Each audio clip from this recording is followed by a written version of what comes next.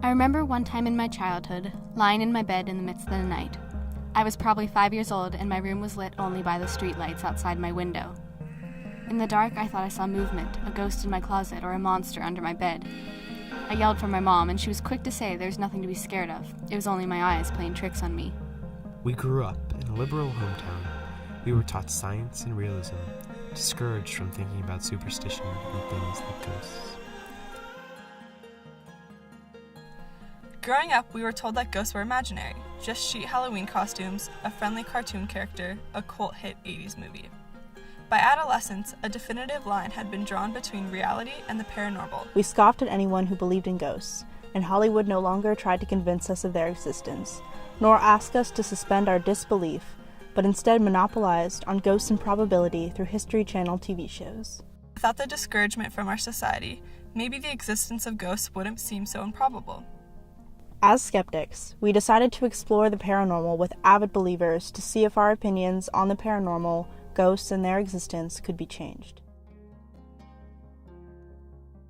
You can't really work in a hospital without feeling like there's something more going on than just a physical being that lives and is sick and then dies.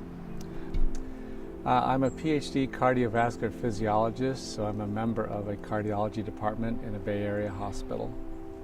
I believe that ghosts exist. A ghost is either the mind or consciousness or some non-physical remnant of a person after bodily death. I've had a number of patients over the years, of course, who passed away, and one of them, his name was Charlie. And he died about 4 years ago now.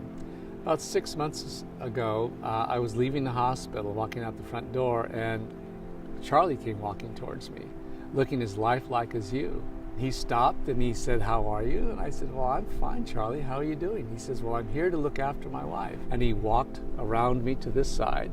And as I turned to watch him walk away, he just disappeared. People say, for instance, how can you be a scientist and still believe in ghosts? And it's largely because I've had so many experiences that I couldn't explain other than to say it must be paranormal. If there's no normal explanation of a sound, a feeling, a sensation of touch, or even something you see, then it's paranormal. Chaplain is someone who attends to the emotional and spiritual needs of patients and their families. So we see people in all different kinds of health crises for the most part.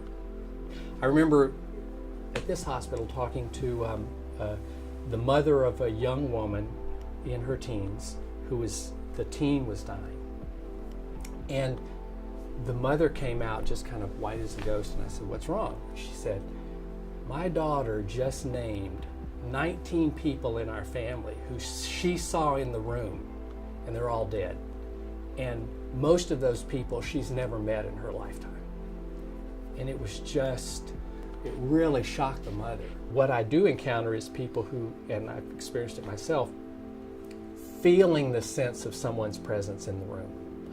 And I think that is an energy, whether you want to call that a ghost or something else. Most people have a story of a profound sense of an awareness of someone who has died being with them. Most people are reluctant to talk about that too much. I saw my grandfather, who I had never met, in my bedroom one night. And he was in the corner, and he was kind of lit up. There was this glow around him, and he was looking very stern, and it scared me, and I screamed, and my parents were like, "Oh, it's a dream, it's a dream." But I knew even then that that it wasn't just a dream. Ghosts are trapped here for various reasons. They're always here, but they don't always make themselves known. Well, I could say that I want the answers to what, ghosts and spirits are, but then there would be no mystery. I really like the whole mystery aspect of it. I think, we assign meaning to some events every day. And they say beauty is in the eye of the beholder. How we interpret events is paramount to what we believe. As we heard the experiences of these people, our initial views on ghosts began to change. We had only considered their physical manifestations, not the possibility that they represented more. Believing too much in the supernatural would make a person ignorant, but relying too much on modern science would make us arrogant to the possibilities of the world. While investigating the feasibility of ghosts, we did find that people who were exposed to them were more likely to believe, but we also found that what we were really exploring was death and how humans grieve. It caused us to consider ourselves and our own relationships with mortality. I think that grieving over someone and holding on to them and holding on to that grief, instead of letting them go, sometimes holds people here. And so when people let go and free those people to go to the other side, I think sometimes they feel obligated to stay here to comfort us, which is kind of interesting. I mean, you have to wonder if it's, real or imagined, but, it's thought-provoking in any case. This is the life that we have now. Whatever life is to come is a conjecture. It may or may not be real. If we cease to be, that's okay. I can't remember what life was like before I was born. So after I'm gone, I don't know.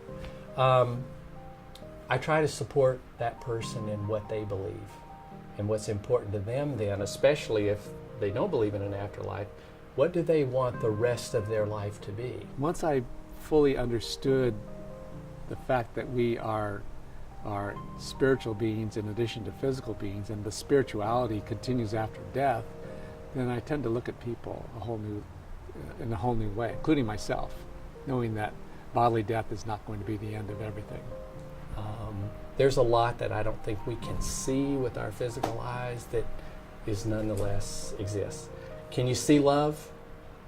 You can feel love. You can see it on somebody's face. You know what it feels like, you know what it looks like in some ways, but it's an intangible. I think there are a lot of things in this life that are mysteries and intangible. Maybe life and death is black and white. We live and then we're gone. And that's it. No pearly gates, no nirvana, not a wandering translucent figure. We just cease to be. But maybe there's more. As humans, self-preservation is an innate characteristic, and no matter what religion or belief system one follows, everyone seems to want and hope that we live on beyond death. In the process of making this film, we weren't convinced of the existence of ghosts, but at the same time, we came to a different understanding of the paranormal. Ghosts are not a crazy person's phenomenon, but rather a representation of something larger.